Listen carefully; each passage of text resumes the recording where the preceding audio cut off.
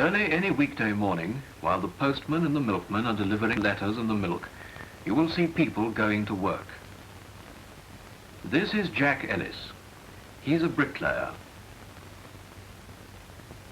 Jack goes from one building site to another, so he usually has to go some distance to work.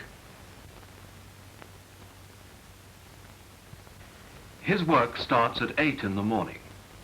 He's helping to complete this big new block of flats, part of a municipal building scheme. There are a number of different trades in building: plasterers, painters, carpenters, scaffolders and labourers.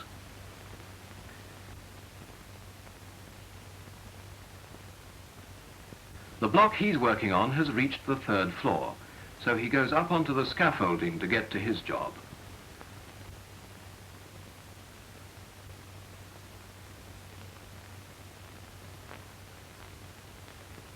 He carries his plumb rule and level in his hand and his tools in his bag. Let's see what they are. A club hammer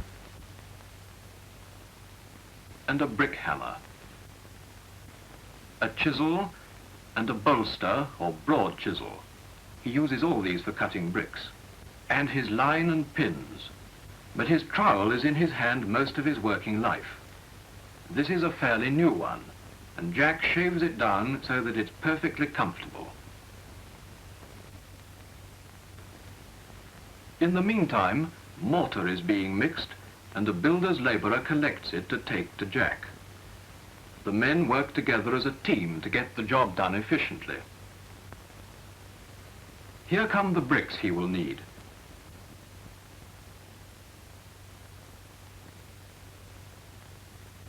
They go up on a hoist to the floor where Jack is working.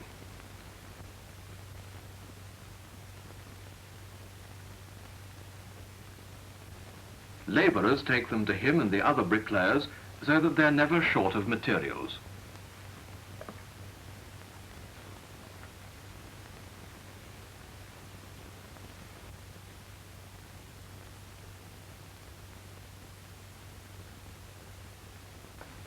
Bricks must be well and truly laid, and a course of bricks must run straight.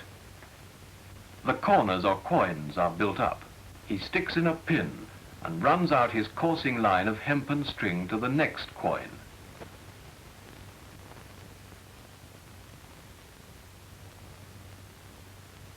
This gives him the level for his course of bricks.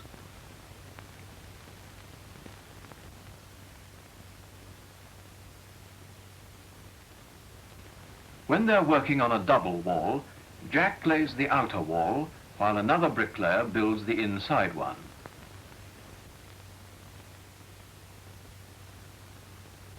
They spread the mortar so that it comes to the right thickness.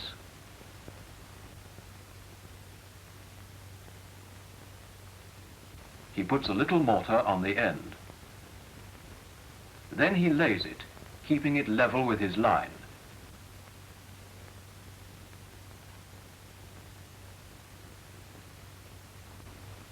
Every now and then he checks the straightness of his wall with his plumb level, which contains a spirit level.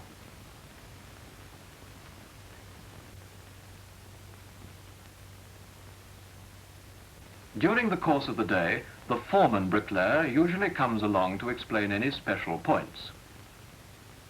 There is a window in Jack's work, and the foreman measures it up so that Jack can arrange his brickwork to fit the window without spoiling the pattern.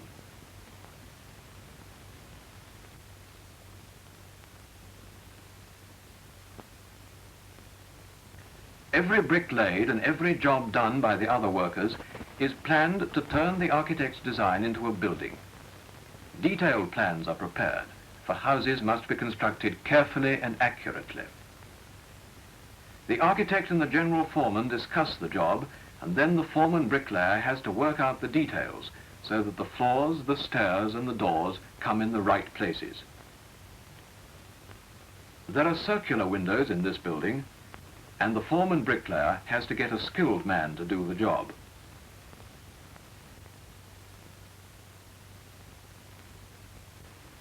When Jack has finished the wall, the foreman puts him on this job.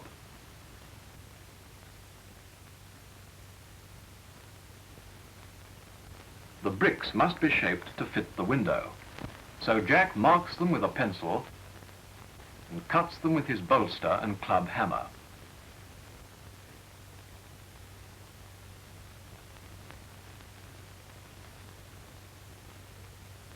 Every brick will have to be cut to shape, for bricklaying is an accurate job.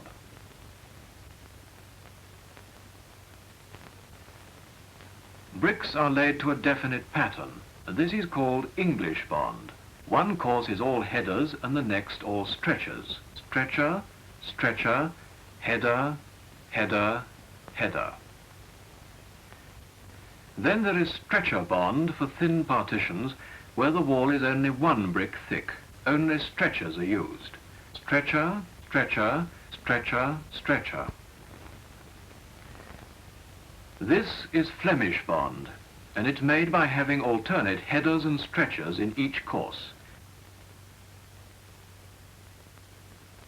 Header, stretcher, header, stretcher, header, stretcher. Notice how these headers are in perfect line from top to bottom of the house, however high the house may be.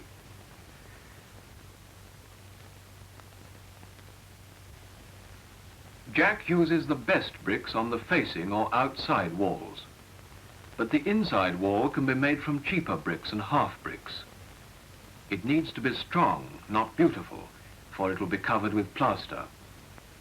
It's just as carefully laid, and the bricklayer checks up to make sure the wall is perfectly upright.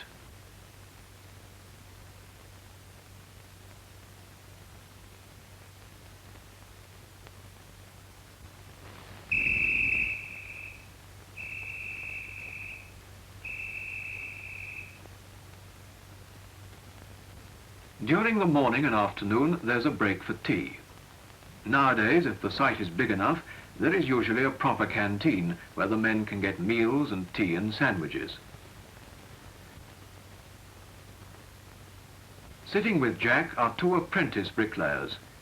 They're allotted by the foreman bricklayer to the various jobs so that they can learn the trade properly.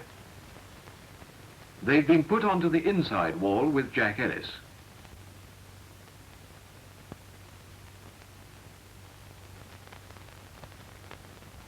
Every now and then he checks up to see how they're doing.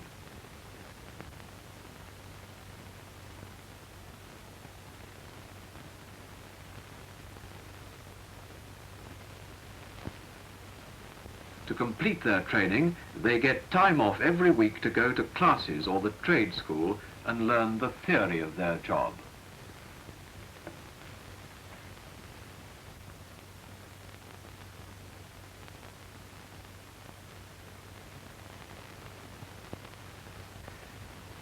The progress of building depends on the weather. When it's raining, the bricklayers can't work, but they have a guaranteed 32-hour week, so they always get paid, even when they can't work. The foreman bricklayer finds jobs under cover for as many of them as possible. He sets Jack to work in the hall, picking up under the stairs.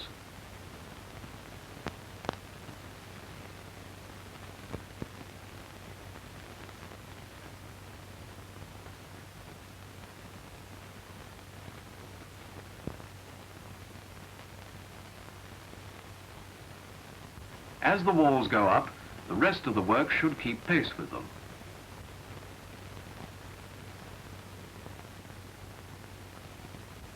The scaffolders erect scaffolding so that it's ready when it's wanted.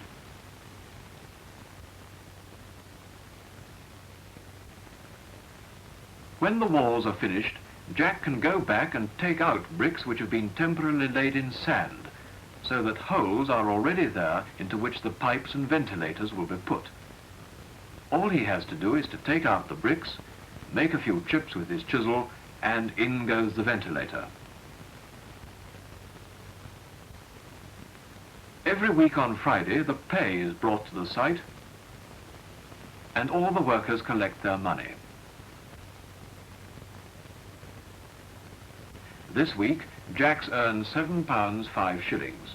His basic wage is about £6. The rest is bonus for the number of bricks he's laid.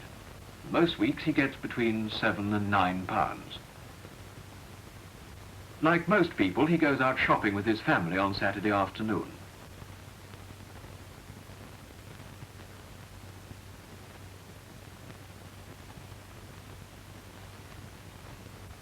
If you meet him in the street, you won't be able to tell him from anyone else, except that he's rather fitter than most because he works in the open so much. And he's got the satisfaction of knowing that he's doing a really skilled and useful job of work.